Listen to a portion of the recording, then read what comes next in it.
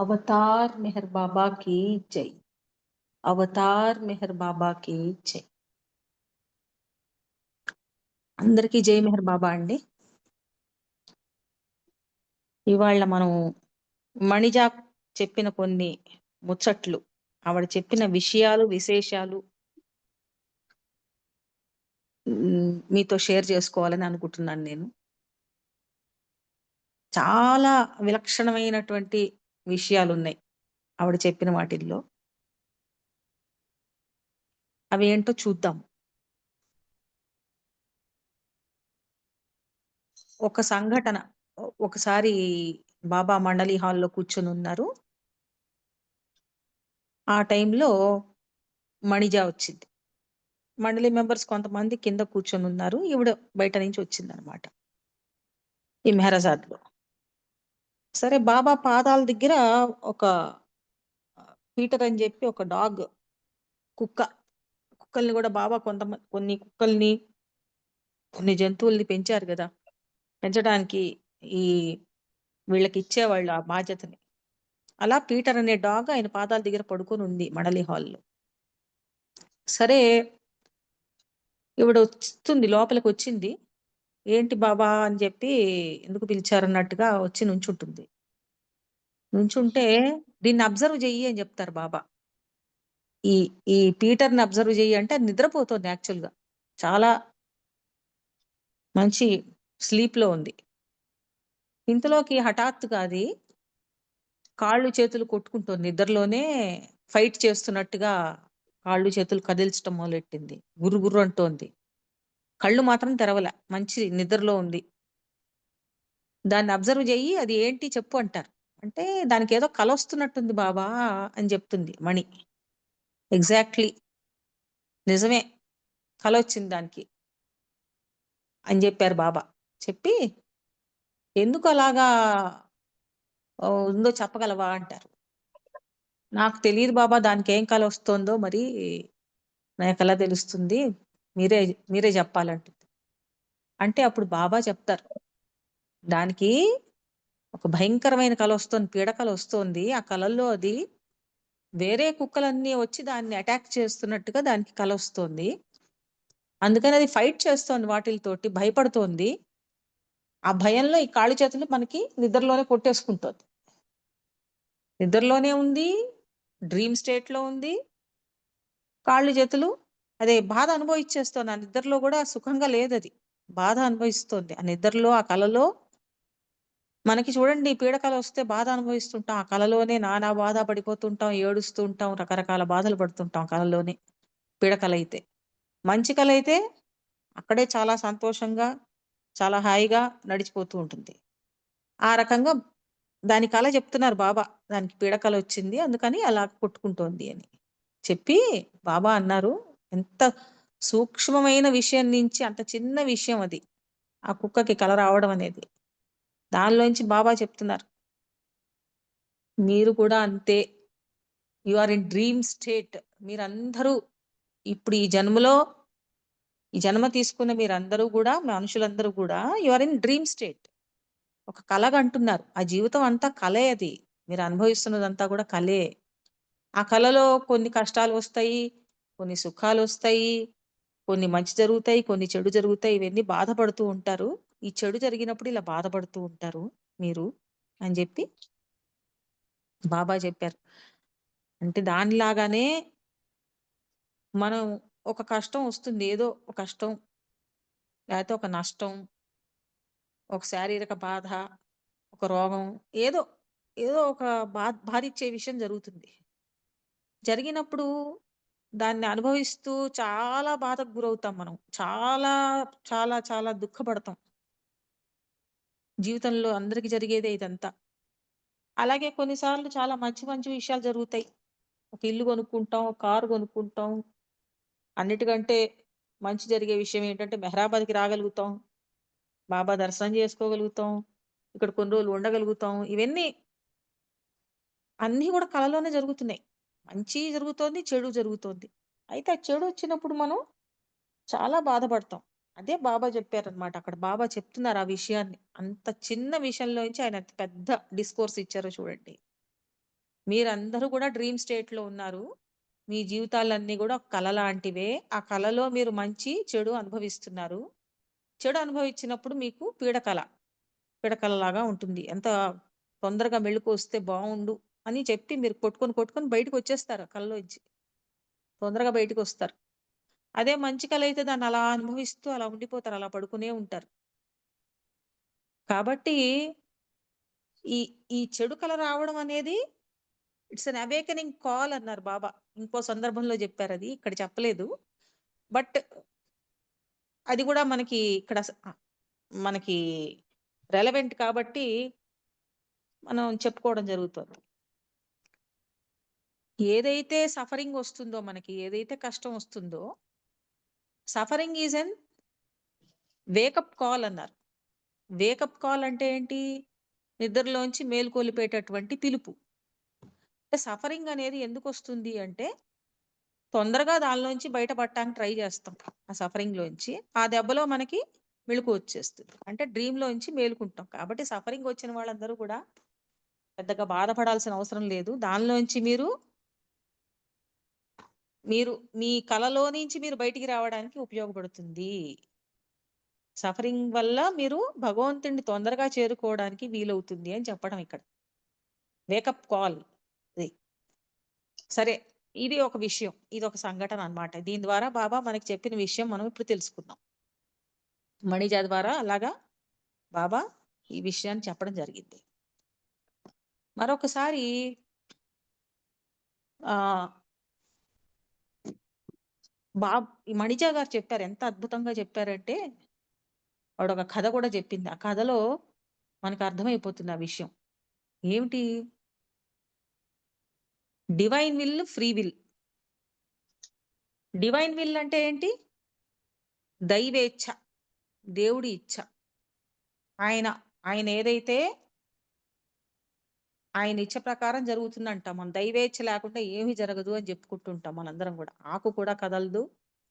ఆ భగవంతుడి శివుడి ఆజ్ఞ లేకుండా చీమైనా కుట్టదంటారు మన శాస్త్రాల్లో. అదే విధంగా మన పురాణాల్లో, మన శాస్త్రాల్లో ఏమన్నా అనుకోండి, మన స్క్రిప్చర్స్ లో చెప్తారు.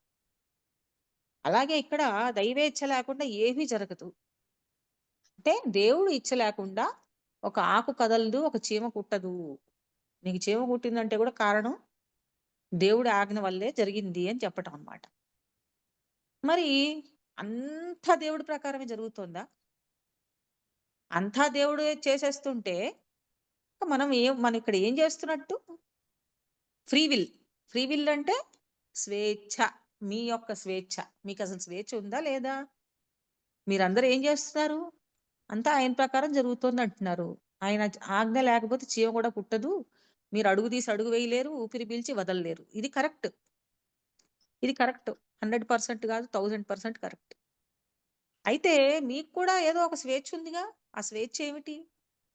దైవేచ్ఛ ఏమిటి? స్వేచ్ఛ ఏమిటి? రెండిటికి తేడా ఏమిటి అనే విషయాన్ని మణిజ చాలా చాలా అద్భుతంగా చెప్పింది ఆవిడ. మరి బాబా మనకి చెప్పారు చాలా సార్లు. డిస్కోర్సెస్ లో తీసుకోండి, గాడ్ స్పీక్స్ లో తీసుకోండి, ఎక్కడ మీరు చదివినా కూడా సంస్కారాస్ అనే చాప్టర్స్ కనబడతాయి మనకి. ఇక్కడ పెద్ద పెద్ద చాప్టర్స్ ఉన్నాయి. వాటి మీద బాబా చెప్పారు. ఈ సంస్కారాల వల్ల మీరు అవి వేసుకొని వేసుకొని వేసుకొని వేసుకొని ఇలా ఇలా ఒక పుల్లకి దారం చుట్టినట్టు చూపిస్తారు. అట్లా అట్లా వేసుకుపోతాయి. అవన్నీ వేసుకొని పుడుతూ ఉంటాం. ఆ సంస్కారాలు వేసుకుని అవన్నీ అనుభవించడానికి పుడతాం. అవన్నీ ఖర్చు పెడతాం కొంత. ఆ సంస్కారాలు కొద్దిగా ఖర్చు అయింది. ఈ లోపల మళ్ళీ కొత్తవి చేసేస్తూ ఉంటాం. ఈ పుట్టినందువల్ల ఏమవుతుంది? మళ్ళీ ఇప్పుడు ఈ జన్మలో ఏవి చేయకుండా ఉండలేంగా. ఏవో చేస్తూనే ఉంటాం. తప్పులు, ఒప్పులు, మంచి, చెడు చేస్తూ ఉంటాం. సో మళ్ళీ కొన్ని జుట్టుకుంటూ ఉంటాయి. అట్లాగా ఈ సంస్కారాలనే వలయంలో నుంచి మానవుడు తనంతట తాను తప్పించుకోవడం అనేది కల్ల. బాబా చెప్పారు. మీ అంతట మీరు దానిలోంచి బయటికి రాలేరు. ఎప్పుడో అప్పుడు ఏదో ఒక జన్మలో 84 లక్షల జన్మల్లో ఎప్పుడో అప్పుడు భగవంతుడి కేసి మీరు తిరిగినప్పుడు, భగవంతుడు మీకు తెలిసినప్పుడు, అంటే ఈయన సద్గురువు అని చెప్పి నమ్మి ఆయన పట్టుకున్నప్పుడు, లేకపోతే ఈయన భగవంతుడు సాక్షాత్తు అవతార్ మెహర్ బాబా మనకి అవతారుడు అని చెప్పి మనం పట్టుకున్నాం. అలాగా ఇంకొంతమంది షిరిడి సాయిబాబాని పట్టుకుని ఉండొచ్చు, కొంతమంది బాబాజీ. అట్లా ఎవరినైనా గురువుని గాని భగవంతుడిని గాని పట్టుకున్నప్పుడు వాళ్ళే మనకి ఆ సంస్కారాలు ఎలా పోవాలో వాళ్ళు నిర్ణయిస్తారు. అంటే మనతో అలాంటి పనులు చేయిస్తారు. ఏ పనుల ద్వారా అయితే మనం బయట పడతామో ఆ మంచి చెడులోంచి. ఇంకొక విషయం, ఈ సంస్కారాల విషయంలో మంచి సంస్కారాలు ఉంటాయి, చెడు సంస్కారాలు ఉంటాయి. అంటే పాపము ఉంటుంది, పుణ్యము ఉంటుంది, రెండూ ఉంటాయి. పాప సంస్కారాలు మీకు ఇనుప సంకెళ్ళైతే, మంచి సంస్కారాలు అనేవి బంగారు సంకెళ్ళు. బంగారంతో వేసిన సంకెల, మరి ఇనుముతో వేసిన సంకెల. ఏదైనా సంకెలేగా. పాపం అయినా సంకెలే, పుణ్యమైనా కూడా మీకు బంధనమే. అంటే సంస్కారం ఇదే బంధనం. ఈ బంధనం మీరు తప్పించుకోలేరు. మీ చేతుల్లోటు కట్టేసి ఉన్నాయి. అందులోంచి మీరు బయటపడాలి. బయటపడాలి అంటే పాపం పుణ్యం రెండూ పోవాలి. అంటే మొత్తం పాప పుణ్యాలు, సంస్కారాలనేవి నశింపబడాలి. అలా నశించాలి అంటే ఏం చెయ్యాలో మనకు తెలీదు. ఎందుకు తెలీదు? మనం ఏం సంస్కారాలు పోగేసుకున్నామో మనకు తెలీదు ముందర. ముందర జన్మల్లో చేసిన పనులేవి మనకు గుర్తుండవు. కాబట్టి మనం మంచి ఉందో చెడుందో మనకు తెలీదు. అనుభవిస్తే గాని తెలీదు. అనుభవించి కష్టం వచ్చినప్పుడు ఓహో! నేనేదో పాపం చేశాను వాళ్ళ కష్టం వచ్చింది అనుకుంటాం. ఇవాళ ఇలాంటిది వచ్చింది నాకు, ఇలాంటి జబ్బు వచ్చింది, లేకపోతే ఇలాంటి కష్టం వచ్చింది, ఎవరినో బాధ పెట్టాను అన్నప్పుడు తెలుస్తుంది మనకి పాపం చేశాం కావాల్సి అని అప్పుడు తెలుస్తుంది. అలాగే మనకి బాగా డబ్బులొచ్చినప్పుడో, లేకపోతే మనకొక మంచి జరిగినప్పుడు ఓహో! మనం పుణ్యాత్ములం, మనం పుణ్యం చేసుకున్నాం కాబట్టి ఇవాళ మనకి ఇది లభించింది అని చెప్పి అనుకుంటాం. కాబట్టి అక్కడ ఏముందో మనకు తెలీదు. అన్నీ తెలిసిన వాడు ఆయనొక్కడే. కాబట్టి ఆయన చేతుల్లో ఎప్పుడైతే మనం మన జీవితాన్ని పెడతామో, వాళ్ళు మనతో చేయించే అక్కడి నుంచి ఇంక మనం చేసే పనులన్నీ ఆయన వల్ల జరుగుతూ ఉంటాయి. ఇప్పుడు మనం బాబా పరిధిలోకొచ్చాం గాబట్టి, ఆయన్ని 100% ఎవరైతే నమ్ముకుని ఉంటారో, వాళ్ళతో ఆయన చేయించే పనులేవైతే ఉంటాయో, ఆ పనుల ద్వారా వాళ్ళని బయట పడేస్తూ ఉంటాడు. బయట తీసుకొస్తూ ఉంటాడు. ఆ సంస్కారాలు ఖర్చయిపోయేటట్టు చేస్తూ ఉంటాడు. కాబట్టి ఈ రకంగా ఒక సద్గురువుని గాని, అవతారుని గాని పట్టుకున్నప్పుడు మాత్రమే సంస్కారాల వలయంలోంచి మనం బయటికొస్తాం. ఇది బాబా చెప్పిన విషయం గాడ్ స్పీక్స్‌లో. అయితే ఇక్కడ మళ్ళీ మన మన మొదటి ప్రాబ్లమ్‌కొద్దాం. ఆ ప్రాబ్లమ్ ఏంటి? అంతా దేవుడి ఇచ్చ ప్రకారం జరిగితే, ఇంక మనం చేసేది మన సంస్కారాలేంటి మళ్ళీ? అంతా ఆయన ప్రకారం జరిగింది. ఆయన ఆయన వల్లే మనం అన్నీ చేస్తున్నాం అన్నప్పుడు, ఇక్కడ మనం మనం ఇంక చేసిందేముంది, పాపం పుణ్యంతో మనకేంటి సంబంధం అసలు? అని మనం అనుకోవాలి. కాబట్టి చాలామంది అంటుంటారు, నేను చేశాను, నేను చేశాను, నేను కష్టపడ్డాను, నేను కష్టపడి ఇల్లు కట్టుకున్నా, నేను కష్టపడి ఈ డబ్బు సంపాదిచ్చా, నేను కష్టపడి చదువుకున్నా. ఇవన్నీ నేనే చేస్తున్నాననే ఉద్దేశమే ఉంటుంది మనకి. శరీరం ఉన్నంత సేపు మనకి నేను, నేను, నేను అనేది ఉంటుంది. శరీరం, మనసు, మనసు ముఖ్యంగా మనసు ఉన్నంత సేపు నేను అనే ఆలోచన మనకుంటుంది. ఆ మనసులోనే కదా ఆలోచన అనేది పుట్టేది. నేను, నేను, నేను. కాబట్టి ఈ నేను చేస్తున్నాను అని మనం అనుకుంటాం. నేను చేశాను, నేను సంపాదిచ్చాను, నేను రాశాను, నేను అది చేశాను, ఇది చేశాను, అది చేశాను. నేను వాడికి ఎవరికో సహాయం చేశాను. ఇవన్నీ మనం ఇలా అనుకుంటూ ఉండటం వల్ల అంటే మన స్వేచ్ఛ. నా ఇష్ట ప్రకారం నేను చేస్తున్నా. నాకిష్టమైంది నేను చేస్తున్నా.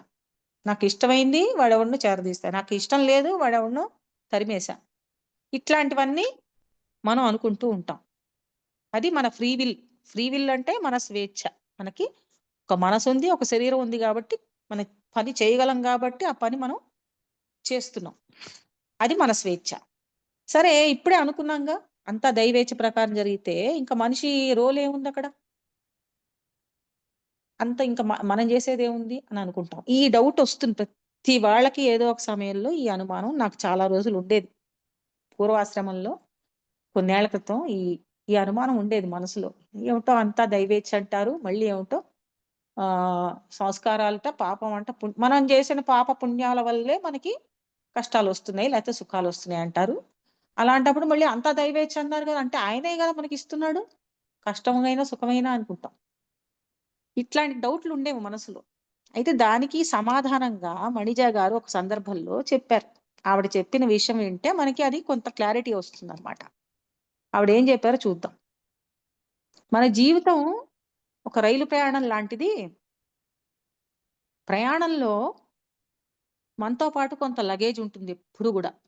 మన ప్రయాణంలో ఎప్పుడు మనం తీసుకెళ్తూ ఉంటాం మనతో పాటు సామాను. ఆ సామానేమిటి?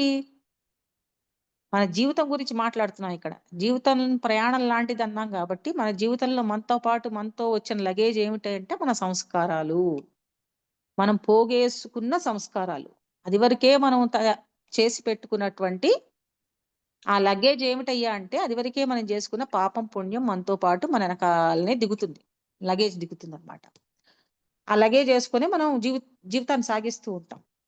ఈ సంస్కారాల్ని మనం ఈ లగేజ్‌ని మనం భరించాల్సిందే. జీవన ప్రయాణంలో మోయాల్సిందే. అంటే ముందర జన్మలో చేసుకున్న మంచి, చెడు ఫలితాన్ని ఈ జీవన ప్రయాణంలో కష్ట రూపంలో గాని, సుఖ రూపంలో గాని అనుభవించుకుంటూ వెళ్తాం. సరే. అయితే ఈ సంస్కారాలు ఎట్లా వచ్చాయి మీకు? ఈ లగేజ్ ఎలా వచ్చింది? మీ వ్యక్తిగత స్వేచ్ఛ వల్ల వచ్చింది. మీ ఫ్రీ విల్. మీరు చేసిన పనులు, మీకు తెలిసి మీ బుద్ధి ఉపయోగించి మీరు చేసిన పనుల వల్ల పాప పుణ్యాలు మీకు సంక్రమించాయి. సరే. ఆ సంక్రమించిన దాన్ని మోసుకొని మీరు బయలుదేరారు. పుట్టారు. పుట్టారు. జీవనం గడుస్తోంది. అయితే మరి డివైన్ విల్ అంటే ఏమిటి చూద్దాం ఇక్కడ. డివైన్ విల్ అంటే మీరు ప్రయాణించే మార్గము, మీరు ఎక్కడికి వెళ్ళాలి? ఇది దైవేచ్ఛ నిర్ణయిస్తుంది. దేవుడి ఇచ్చ నిర్ణయిస్తుంది. మీరు ఏ మార్గంలో వెళ్ళాలి? ఎక్కడికి వెళ్ళాలి? ఎంత దూరం ఉంది? ఇవంతా కూడా డివైన్ విల్ నిర్ణయిస్తుంది. అయితే ఆ డివైన్ విల్ ఎట్లా నిర్ణయిస్తోంది? మీరెక్కడికెళ్ళాలి? ఏ మార్గంలో వెళ్ళాలి? ఏ రైల్లో వెళ్ళాలి? దూరం వెళ్ళే రైలా? చుట్టూ తిరిగి వెళ్ళే రైలా? దగ్గర రైలా? ఏది అనేది ఎలా నిర్ణయం అవుతోందంటే మీకున్న లగేజ్‌ని బట్టి, మీకున్న పాపపుణ్యాన్ని బట్టి మీరు వెళ్ళే మార్గం గూడా నిర్ణయం అవుతుందన్నమాట. అయితే ఒకసారి రైలెక్కాక మీరు మార్గాన్ని మార్చలేరు. ఆ రైలు ఎక్కడికి తీసుకెళ్తే అక్కడికి వెళ్ళాల్సిందే. మీ చేతుల్లో ఏముండదు. అంటే డివైన్ విల్ పనిచేస్తోందిక్కడ. మీ మీ జీవితం అనేది మీరు చేసే పనులకే మీ మీ స్వేచ్ఛుంది గానీ, మీరు ఎలా వెళ్ళాలి? ఎన్ని జీవితాలు గడపాలి? ఎన్ని మజిలీలు మారాలి? ఎన్ని జీవితాలు అంటే జన్మలెత్తాలి? మజిలీలంటే ఇక్కడ జన్మ. జన్మ నుంచి జన్మ, జన్మ నుంచి జన్మ. ఇవన్నీ మీ చేతుల్లో ఉండవు. డివైన్ విల్ నిర్ణయిస్తుంది. ఈ రైలు ఒక నిర్దేశించిన మార్గంలో మిమ్మల్ని గమ్యానికి తీసుకెళ్ళటానికి ప్రయాణిస్తూ ఉంటుంది. అయితే మళ్ళీ ఈ రైల్లో మీరు కూర్చున్న సమయంలో మీ సమయాన్ని ఎలా గడుపుతారు? మీ సమయాన్ని ఎలా గడుపుతారనేది మాత్రం మీ చేతుల్లో ఉంది మళ్ళీ. పుట్టావు, పెరుగుతున్నావు, నీకొక బుద్ధుంది, ఒక మనసుంది, తెలివితేటలున్నాయి, మంచి చెడు తెలుసు. తెలిసి చెడు చేసే పనులు గూడా చేస్తూ ఉంటాం. చాలా మనకు తెలిసి చాలా చేస్తాం. తెలియకుండా కొన్ని జరుగుతూ ఉంటాయి. ఏదైనా గాని మీకు కొంత స్వేచ్ఛుంది. ఆ స్వేచ్ఛ ఏమిటి? మీరు జేసే పనులు. మరి ఈ ప్రయాణంలో మీరేం జేయగలరు? పుస్తకం చదువుకోవచ్చు. ఆ పుస్తకం ఎలాంటి పుస్తకం చదవాలనేది గూడా మీకు స్వేచ్ఛుంది. ఒక నవల చదువుకోవచ్చు. ఒక మ్యాగజైన్ చదువుకోవచ్చు. బాబా పుస్తకం చదువుకోవచ్చు. ఏదన్నా చదవచ్చు. లేదు నిద్రబోవచ్చు. లేతే ఎవరితో అయినా కబుర్లాడుకుంటూ, చాడీలు చెప్పుకుంటూ కూర్చోవచ్చు. లేదా కిటికీలోంచి చూస్తూ కూర్చోవచ్చు. ఏం జేస్తారనేది మీ ఇచ్చ మీద ఆధారపడింది. అంటే మీ ఇచ్చ, మీ మైండ్ ఏం చెప్తుందో, మీ బుద్ధి ఎలా పనిచేస్తుందో దాన్ని బట్టి మీరు ఆ ప్రయాణంలో మీ సమయాన్ని గడుపుతూ ఉంటారు. ఈ ఈ ఈ రకంగా మీరు గడిపే సమయంలో మీరు చేసే పనులేవైతే ఉంటాయో, అవి మళ్ళీ వచ్చే జన్మకి మీకు సంస్కారాల్ని పోగేసి పెడతాయి. మంచో, చెడో మీరేం చేసి దాన్ని బట్టి మీకు పాపం, పుణ్యం రెడీగా మళ్ళీ లగేజ్ తయారవుతూ ఉంటుందక్కడ. అదేసుకొని మళ్ళీ పుట్టాలి. మళ్ళీ జన్మకు కారణమైతాయి. అంతా మన చేతుల్లోనే ఉన్నట్టుంటుంది. అంతా నేను చేస్తున్నాను. నేను, నేను, నేను చేస్తున్నాను అన్నట్టు అనిపించినా అది నిజం కాదు. మీ జీవితం మొదలు, తుది. అది ప్రయాణించే మార్గం, గమ్యం అన్నీ దైవేచ్ఛ ప్రకారం జరుగుతాయి. అయితే ఆ ప్రయాణంలో మీరు ఏం చేయాలనుకుంటున్నారో, ఏం చేస్తారో అది మాత్రం మీ ఇష్టం.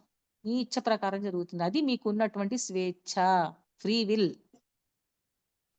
అయితే మణి ఇంత చెప్పి ఆవిడంటుంది, ఒక పని చేయండి.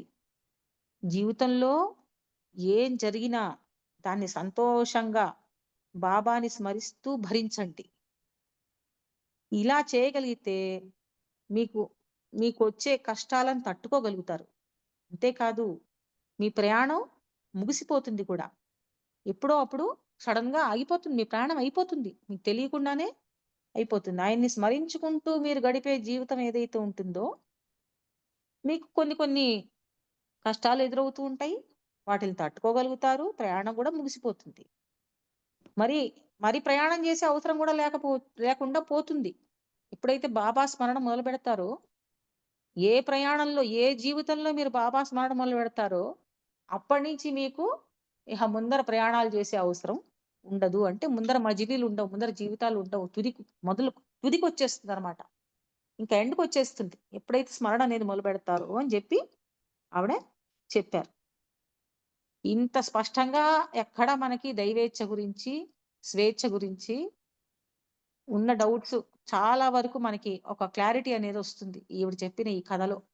ఈ రైలు ప్రయాణం విషయంలో మనకి ఒక చక్కటి అవగాహన వస్తుంది. ఎలా చేస్తే మనం ఈ ప్రయాణాన్ని ఆపుకోగలుగుతాం అనేది.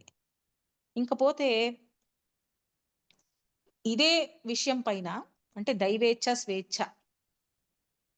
బావూజీ గూడా ఒక కథ చెప్పారు. అది గూడా ఒకసారి మనం చిన్న కథ. చిన్న చాలా 5 మినిట్స్ పడుతుంది మాక్సిమం. ఒకసారి మహమ్మద్ ప్రవక్త బాబూజీ చెప్పిన విషయం ఇది. ఆయన శిష్యులతో కూర్చొని ఏదో మాట్లాడుతూ ఉంటాడు. ఆ సమయంలో ఒకతనొస్తాడు. వచ్చి అతనేంటంటే ఈయన ఎట్లాగన్నా వేస్టు, ఈ ప్రవక్త అంట ఈయన మహమ్మద్ అంట. ఏం చెప్తాడసలు? నేనడిగేది ఈయన చూడండి ఎట్లాంటి క్వెషన్ అడుగుతా నేను. ఆ క్వెషన్ వల్ల ఆయన తికమక పడిపోతాడు అని చెప్పి వస్తాడు. వచ్చి అడుగుతాడు.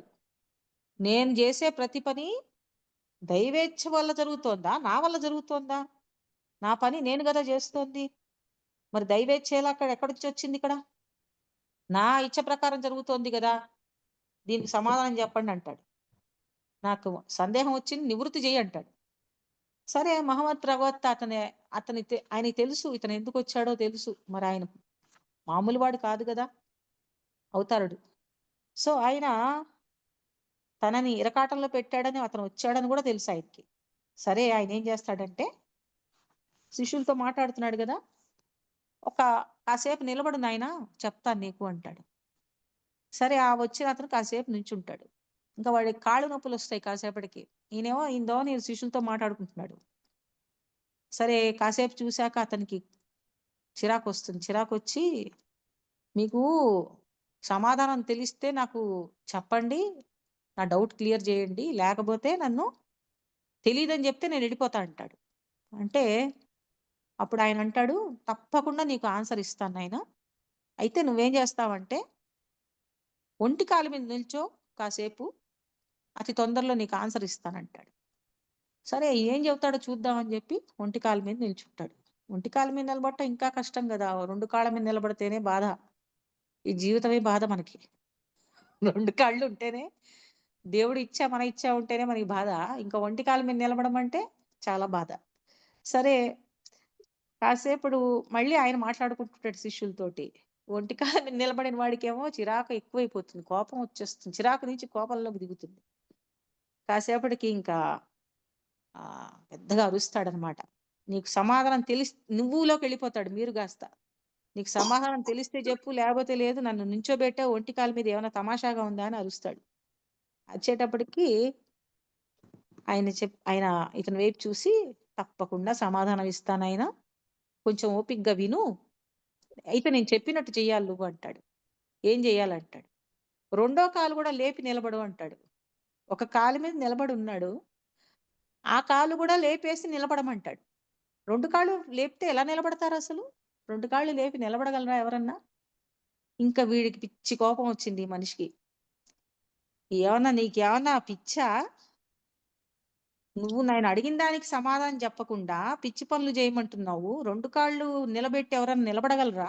2 కాళ్ళు పైకి లేపగలరా అసలు? ఒక కాలైనా నేల మీద నిలబడకుండా అని చెప్పి గట్టిగా అరుస్తాడు. అప్పుడు ఆయన చెప్తాడు, నాయనా నువ్వు ఒంటి కాలి మీద నిల్చున్నప్పుడు నువ్వు పైకి మడిచిన నీ మొరటి కాలు ఏదైతే ఉందో, ఒక కాలు నేల మీద ఉంది, ఒక కాలు పైకి మడిచావు. ఆ పైకి మడిచిన కాలు నీ స్వేచ్ఛకు సంకేతము. అంటే ఆ కాలిని నువ్వు మడవగలిగావు. ఒక కాలిని నువ్వు పైకి లేపగలిగావు. అది నీ స్వేచ్ఛ. అంటే అంతవరకు నువ్వు చేయగలవు. మరి ఈ కాలుని కదల్చగలవా? ఈ కాలుని కదిలిస్తే కింద పడిపోతావు. నువ్వు అసలు దీన్ని నేల మీద ఉంది కాబట్టే నువ్వు నిలబడి ఉన్నావు ఇంకా. దీన్ని ఎప్పుడైతే రెండో కాలు లేపు అన్నానో నీకు కోపం వచ్చింది కదా! ఆ రెండో కాలు దేనికి సంకేతం? దైవేచ్ఛకు సంకేతము. దేవుడి ఇచ్చకు సంకేతం. దాన్ని నువ్వు ఏమీ మార్చలేవు. దైవేచ్ఛని నువ్వు ఏమాత్రం మార్చలేవు. మొరటి కాలు ఏదైతే ఉందో ఆ కాలు నీ పరిధిలో ఉంది. అంటే దాన్ని పైకి మడచగలవు, ఆడించగలవు, అటు తిప్పగలవు, ఇటు తిప్పగలవు, ముందరకు అడుగేయగలవు, వెనక్కి అడుగేయగలవు, ఏమన్నా చేయగలవు. కానీ నేల మీద ఏదైతే కాలు ఆనిచ్చి ఉన్నావో ఒంటి కాలు, అది దైవేచ్ఛకు సంకేతం నాయనా.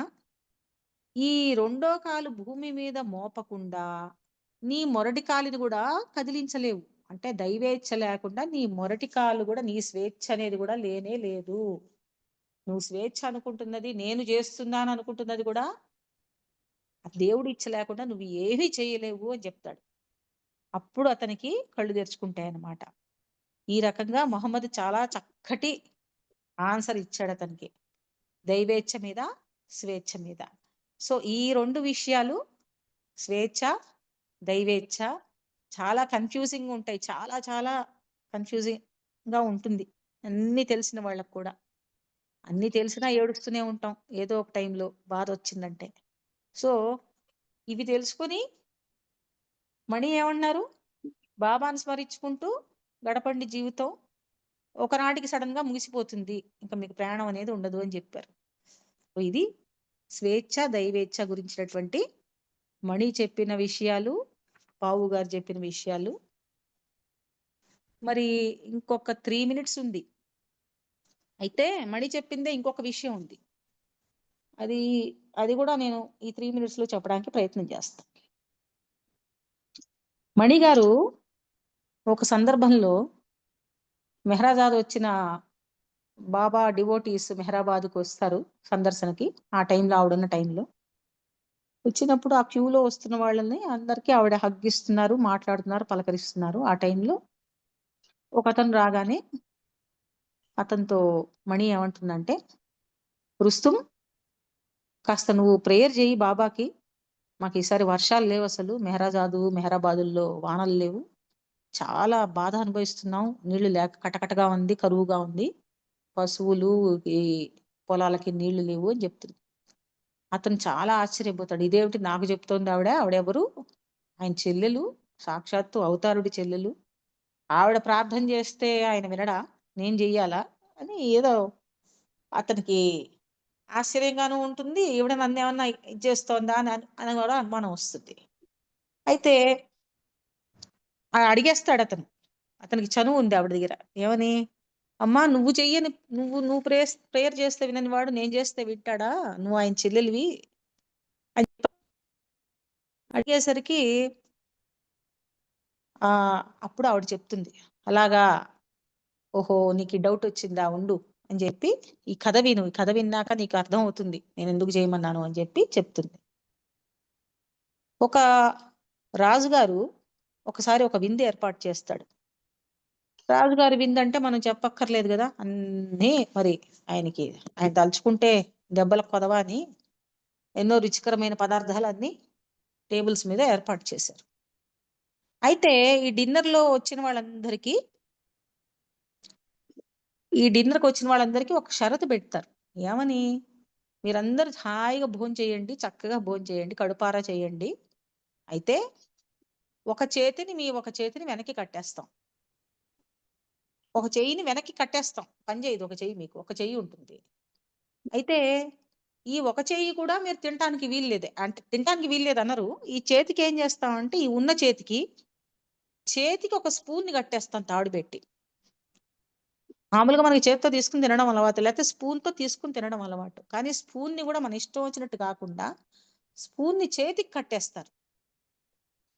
చేతికి కట్టేసిన స్పూన్‌తో తినడం మీరు తినగలగాలి.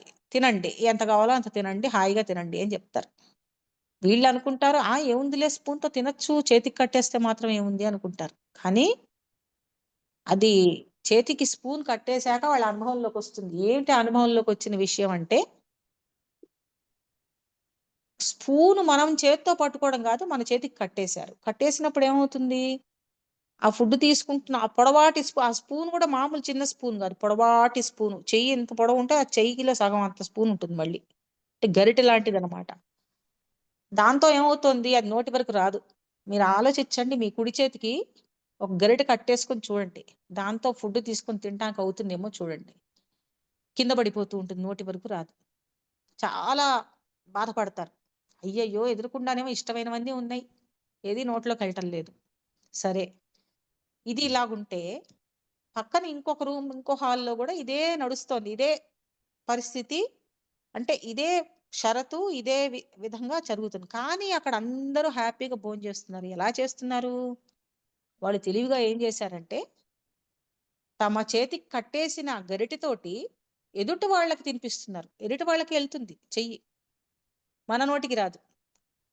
సో, వాళ్ళు వీళ్ళకి, వీళ్ళు వాళ్ళకి ఇద్దరిద్దరు కూర్చొని ఒకళ్ళకొకళ్ళు తినిపించుకుంటున్నారు. ఈ రకంగా అక్కడ వాళ్ళు హాయిగా కడుపారా భోంచేశారు రెండో రూమ్‌లో, రెండో హాల్‌లో. ఫస్ట్ హాల్‌లో వాళ్ళేమో చేతకాక కింద పడేసుకుంటున్నారు. రెండో హాల్‌లో వాళ్ళు చక్కగా చేస్తున్నారు. ఈ కథ చెప్పి ఆవిడంటుంది, "నాయనా ప్రార్థన కూడా అంతే. నువ్వు ప్రార్థన నీ కోసం చేసుకుంటే అది కింద పడిపోతుంది. నీ నోటికి రావట్లా. అదే వేరే వాడికి తినిపిస్తే అది నోట్లోకెళ్తోంది. సో, ప్రార్థన కూడా నువ్వు వేరే వాడి కోసం చేస్తే, అతని కోసం ప్రార్థన చేస్తే, అది తప్పకుండా ఫలిస్తుంది. అందుకనే నేను నీకు చెప్పాను, నాయనా మా కోసం ప్రే చెయ్యి అని చెప్పి, అని మణి చెప్పారు. ఇంత చక్కటి విషయాన్ని చెప్పిందావిడ. ప్రార్థన అనేది ఇతరుల కోసం చేసినప్పుడు బాగా ఫలిస్తుంది అని చెప్పి మణి చెప్పిన విషయం. అవతార్ మెహర్ బాబాకి జై. 2 మినిట్స్ ఎక్కువ తీసుకున్నాను. సారీ. జై బాబా. పర్వాలేదు. జై బాబా అండి. పర్వాలేదు. బాబా విషయాలకి చక్కని విషయాలు చెప్పారు. మీరు